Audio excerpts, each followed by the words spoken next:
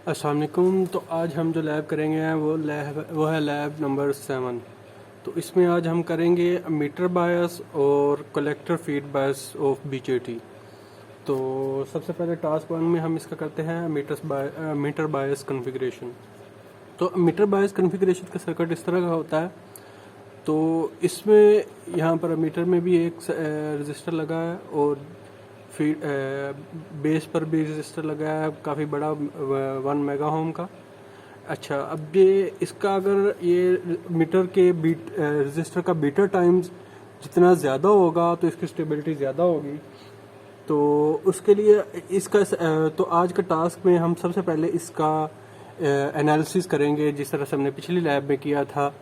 तो इसका भी हम सबसे पहले एनालिसिस करेंगे और फिर उसके बाद उसको एनालिसिस को प्रैक्टिकली वेरीफाई भी करेंगे। तो एनालिसिस करने के लिए सबसे पहले तो हमें इस ट्रांजिस्टर का बीटा पता होना चाहिए।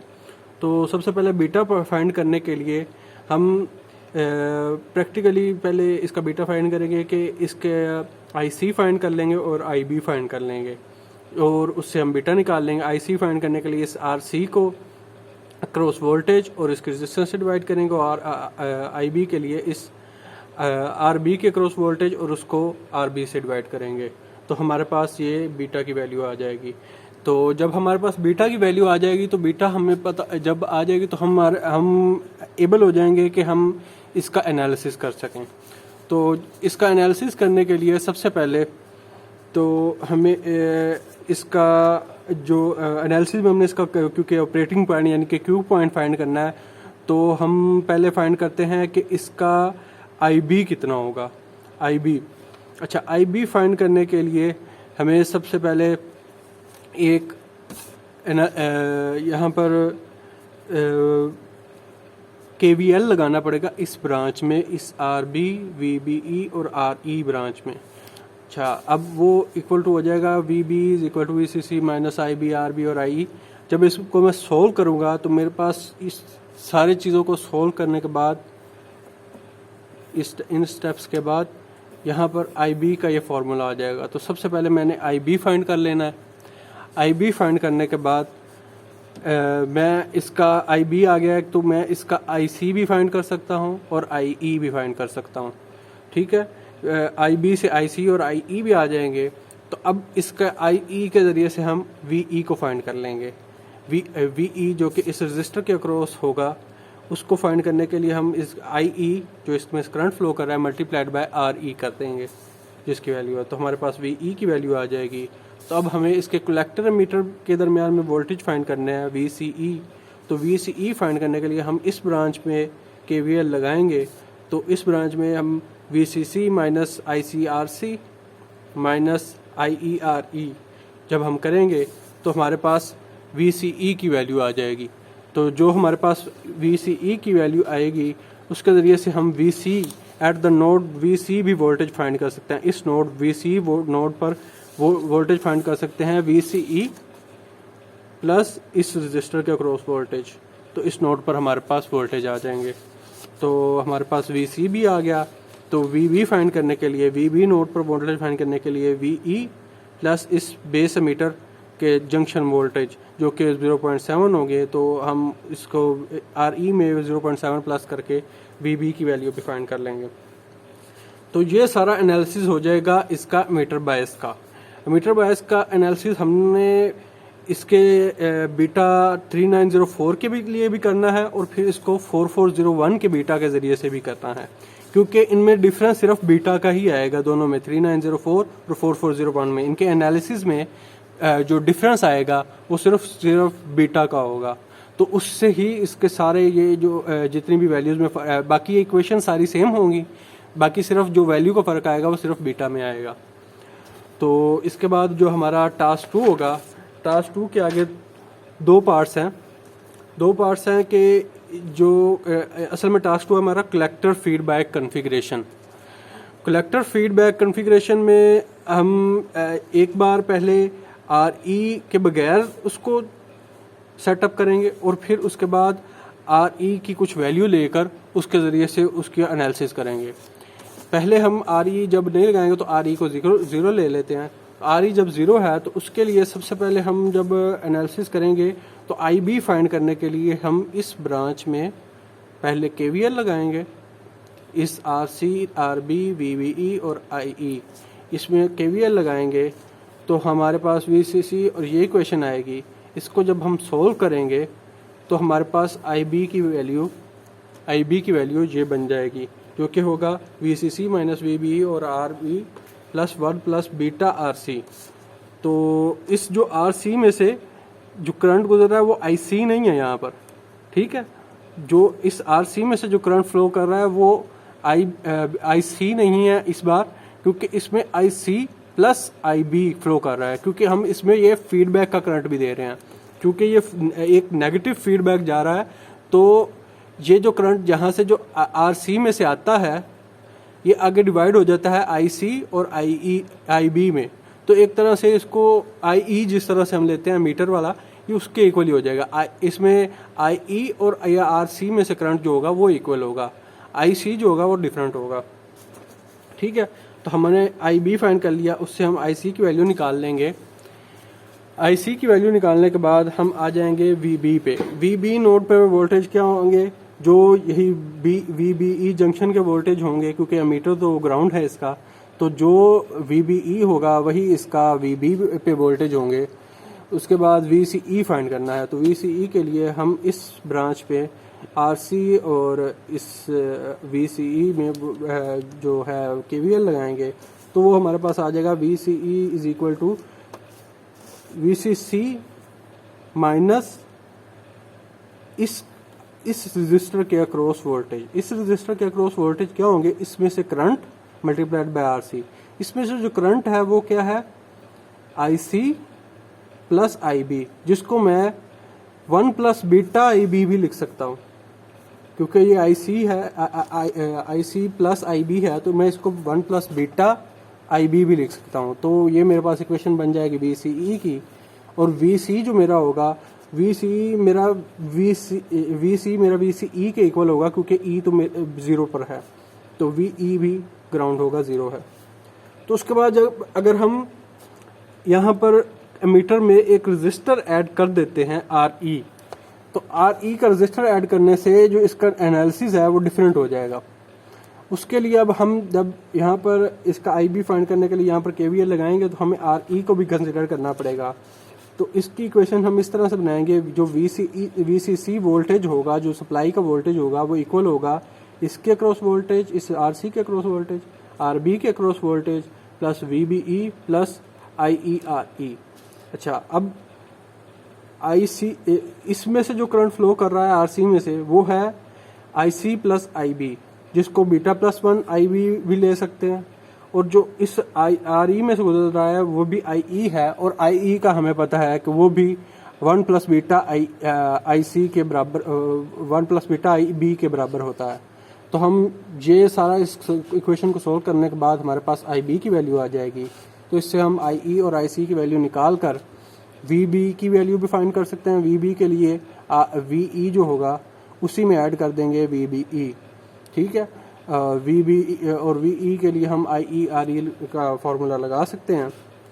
और फिर जो आ जाता है we C E, we C ई के लिए हम वी सी सी में से सप्लाई वोल्टेज में से इस रजिस्टर के अक्रॉस और इस रजिस्टर के अक्रॉस वोल्टेज माइनस कर देंगे, तो हमारे पास जो वी सी ई की वैल्यू आ जाएगी, जो कि होगी जिसकी ये इक्वेशन है, ठीक है। तो हमारे पास अब वी सी की वैल्यू फाइंड करने के लिए हम वी ई में ये वी बी ई की वैल्यू ऐड कर देंगे, वी सी ई की वैल्यू ऐड कर देंगे, तो हमारे पास वी सी की वैल्यू भी नोड पे भी वोल्टेज आ जाएंगे। तो ये काम जो हमने किया है, यही सारा काम हमने दोनों के बीटा के लिए करना है, क्योंकि सिर्फ डिफरेंस तो बीटा ही है। तो हमने ये एनालिसिस करके इनमें वैल्यूज़ पुट करके इनकी जो कैलकुलेटेड वैल्यूज़ हैं वो निकाल लेनी है दोनों के लिए, 3904 और 4401 के लिए। फिर इसके बाद हम अपने प्रैक्टिकल टास्क की तरफ आएंगे, जिसके लिए हमने सेटअप बनाया है। तो अभी हम अपने प्रैक्टिकल टास्क की तरफ चलते हैं। तो अब हम आ गए अपने फर्स्ट टास्क की तरफ, जिसमें हमने पहले ये मीटर बायस का ये सर्किट बनाएंगे। इसको हम 3904 को यूज़ करते हुए हम यही रजिस्टर्स की वैल्यूज़ को यूज़ करते हुए ये वाला सर्किट बना लिया हमने एमीटर वाइज का, और हम इसकी प्रैक्टिकल जो रेजिस्टेंस की वैल्यूज़ है वो फाइंड करके नोट डाउन कर लेंगे। उसके बाद हम इसके वोल्टेज फाइंड करेंगे। सबसे पहले क्योंकि हमने एनालिसिस तो इसका कर लिया है, तो अब हम चेक कर सकते हैं कि हमारे वोल्टेज सही भी आ रहे हैं, क्योंकि अगर हमारे एनालिसिस के वोल्टेज के नियरली इक्वल आ रहे होंगे ये वोल्टेज, तो ही ये हमारे ठीक होंगे। तो अब हम चेक करते हैं पहले कि हमारे वोल्टेज VE वो कितने आ रहे हैं। VE वोल्टेज हमारे आ रहा है जी 4.78। VE हमारे पास 4.78 आ रहा है, जो कि प्रैक्टिकल जो एनालिसिस की हमारी वैल्यू 5 है उसके अराउंड अबाउट ही आ रहा है, तो ये ठीक है हमारा वोल्टेज। तो इसके बाद हम फाइंड करते हैं VCE। VCE के लिए कलेक्टर और मीटर पर हम लगाएंगे तो ये 10.35 आ रहा है, और फिर इसी तरह से हम VC फाइंड करने के लिए C और ग्राउंड के दरमियान लगाएंगे, और हम VC को फाइंड कर लेंगे, और फिर VB फाइंड करने को ग्राउंड और VB पर लगाएंगे बेस पर, और हम 5.3 हमारा VB आ रहा है, हम जो फाइंड कर लिया। VB और VBE जो कि जंक्शन वोल्टेज के करीब आना चाहिए, तो जंक्शन वोल्टेज हमारा 0.67 के करीब ही आ रहा है। तो हमने VC, VBE, VCE ये चारों वोल्टेज फाइंड कर लिए। अब इससे हम IC, IB की वैल्यूज़ भी फाइंड आउट कर सकते हैं। तो ये काम हमने कर लिया 3904 के लिए। 3904 के लिए करने के बाद हम इसको सिंपली रिप्लेस कर देंगे 4401 के साथ। 4401 और 3904 में सिंपली आपको पता है थोड़ा सा जो कंस्ट्रक्शन का फ़र्क है, दोनों ही NPN ट्रांजिस्टर्स हैं, तो हम इस और इनके टर्मिनल्स भी जो एक्चुअल पैकेजिंग में सेम ही जगह पर लगे हुए हैं, तो हम इसको बस सिंपली रिप्लेस कर सकते हैं। तो इसके लिए भी हम वैल्यूज़ नोट डाउन कर लेते हैं कि हमारा पहले VE जो कि 6.85 आ रहा है, और फिर उसके बाद VCE 6.2 आ रहा है, फिर VC 13.07, और VB बेस और ग्राउंड 7.24। तो हमने ये भी वैल्यूज़ नोट डाउन कर ली इसके लिए भी। तो हमने ये दोनों की वैल्यूज़ जो नोट डाउन कर ली हैं, इनके दरमियान में इनके करंट्स फाइंड करने के बाद हम इनका जो डिफरेंस निकालेंगे बीटा का, और कंपेयर करें बीटा का, करंट्स का और वोल्टेजेस का, VC, IC, बीटा और IB का डिफरेंस निकाल के उनका परसेंटेज डिफरेंस निकालेंगे, और उनको कंपेयर करेंगे कि ट्रांजिस्टर को चेंज करने से कितना डिफरेंस आया है मीटर बायस में। तो ये हो गया हमारा फर्स्ट टास्क। तो अब चलते हैं हम सेकंड टास्क की तरफ। चलिए, तो अब ये आ गया हमारा सेकंड टास्क, जिसमें हम सबसे पहले RE के बगैर RE इज इक्वल टू 0 में के कलेक्टर फीडबैक कॉन्फ़िगरेशन को एनालाइज करेंगे, और उसके बाद उसको वेरीफाई करेंगे मेजर करके। तो हमने इसका एनालिसिस कर लिया। अब हम RE को एक बार पहले कनेक्ट नहीं किया। अब ये RE यहाँ पर मेरा लगा हुआ है 2.2K का, लेकिन ये मैंने इसको कनेक्ट नहीं किया हुआ, मैंने डायरेक्टली इसको ग्राउंड किया हुआ है। जब मैं इसको कनेक्ट करना होगा, RE लगाना होगा, तो मैं इसको इसके साथ यहाँ पर कनेक्ट कर दूंगा और इसके साथ सीरीज़ में आ जाएगा। ठीक है, तो अभी हम RE इज इक्वल टू 0 के लिए अपनी वैल्यूज़ को वेरीफाई करेंगे। RE इज इक्वल टू 0 के लिए हमारे पास जो एनालिसिस की वैल्यूज़ हैं वो ये आई हैं। 3904 के लिए VCE जो है 8.65, VCB और 0.67 और ये वैल्यूज़ आई हैं। अब इनको हम प्रैक्टिकली वेरीफाई करेंगे। तो सबसे पहले हम फाइंड करते हैं अपना VCE।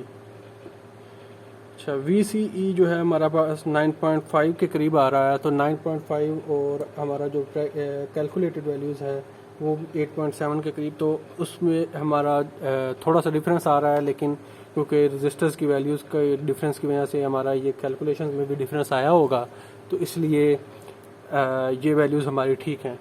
तो उसके बाद हम आ जाते हैं VC हमने फाइंड कर लिया। अभी VCE और VC दोनों सेम होंगे क्योंकि वो दोनों सेम नोड्स पर हैं। और उसके बाद हम फाइंड कर लेते हैं अपना VB के लिए मैं बेस और ग्राउंड पर लगाऊंगा, बेस और एमीटर, तो वो हमारे पास 0.68 यानी कि जंक्शन वोल्टेज वही VBE और VB सेम आएंगे क्योंकि एमीटर ग्राउंड है। तो ये हमने दोनों वोल्टेज फाइंड कर लिए, तो इससे हम इसका IB और IC फाइंड कर लेंगे। अब इसको ये हमने 3904 के लिए कर लिया, इसके बाद इसको रिप्लेस कर देंगे 4401 से। अब हम 4401 के लिए इसको करेंगे, तो 4401 के लिए ये हम रीडिंग ले लेते हैं VCE। जो 4401 के लिए हमारा VCE आया है वो है 6.66, वो 7 के करीब है, जो कि हमारी कैलकुलेटेड वैल्यू है। और उसके बाद हम इसका फाइंड करते हैं VB, वो भी 0.64 है, जंक्शन वोल्टेज के करीब ही है। अब हमने ये काम कर लिया 4401 के लिए भी। अब हम इसका एमीटर की कुछ वैल्यू देकर, एमीटर का रजिस्टर लगाकर, अब मैंने इसका एमीटर के रजिस्टर को ऑन कर दिया, तो अब ये एमीटर का रजिस्टर भी इसके साथ आ गया। तो अब हमारा सर्किट कुछ इस तरह से बन गया कि हमारे पास ये एमीटर जो कि पहले ग्राउंड था, अब इसमें ये एमीटर का रजिस्टर भी आ गया है 2.2K का। तो अब हम इसकी वैल्यूज़ को अब हम इसका एनालिसिस करेंगे। एनालिसिस कर लिया है तो हम इसका अब वैल्यूज़ को वेरीफाई करेंगे। तो अब वैल्यूज़ को वेरीफाई करने के लिए सबसे पहले मैं VE फाइंड करता हूँ। VE इस RE के अक्रॉस वोल्टेज को, वो मेरे पास आ रहे हैं 6.5, जो कि 6.31 के करीब है। 6.31 जो कि हमारी कैलकुलेटेड वैल्यू है उसके करीब है, तो ये ठीक हमारी वैल्यू है। तो अब हम VCE को फाइंड कर लेते हैं। VCE हमारा 4.63 आ रहा है, जो कि ये भी करीब है काफ़ी। और उसके बाद हम इसका VBE जो कि जंक्शन वोल्टेज होगा वो फाइंड करता है। और VB जो है वो हम बेस और ग्राउंड के दरमियान फाइंड करेंगे 7.06, ये भी हमने नोट डाउन कर ली। और अब VE तो हम फाइंड कर चुके हैं, VCE भी हम फाइंड आउट कर चुके हैं, VB कर लिया। तो अब ये हमारी वैल्यूज़ पूरी हमने कर ली ये 4401 के लिए। अब हमने ये 4401 के लिए अपनी वैल्यूज़ को वेरीफाई कर लिया। अब हम इसको रिप्लेस कर देते हैं 3904 के साथ। 3904 के साथ रिप्लेस करके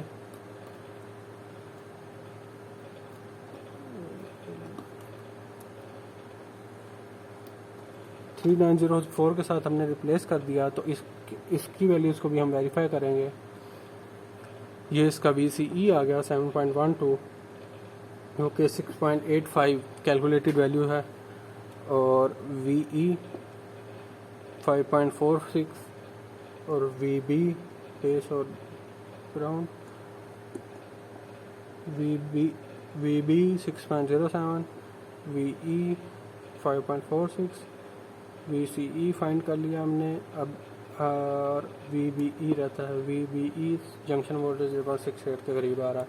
तो इससे हमने ये वैल्यूज़ फाइंड आउट कर ली, सारी वैल्यूज़ वोल्टेजेस की फाइंड आउट कर ली। अब हमने करंट को इन्हीं जो मेजर्ड वैल्यूज़ हैं इनसे हमने करंट को कैलकुलेट कर लेना है, IC और IB को। तो हमारा टास्क जो कंप्लीट हो जाएगा। तो हमने बस 3904 और 4401 की जो वैल्यूज़ आई हैं उनको आपस में कंपेयर करना होगा। उनकी जो वैल्यूज़ आई हैं उनको आपस में कंपेयर करेंगे, तो हमारा आज का ये भी टास्क पूरा हो जाएगा। तो हमारे तीनों टास्क पूरे हो गए हैं। तो अब हम ये हमारी लैब भी कंप्लीट हो गई है। तो इंशाल्लाह मिलते हैं अगली लैब में।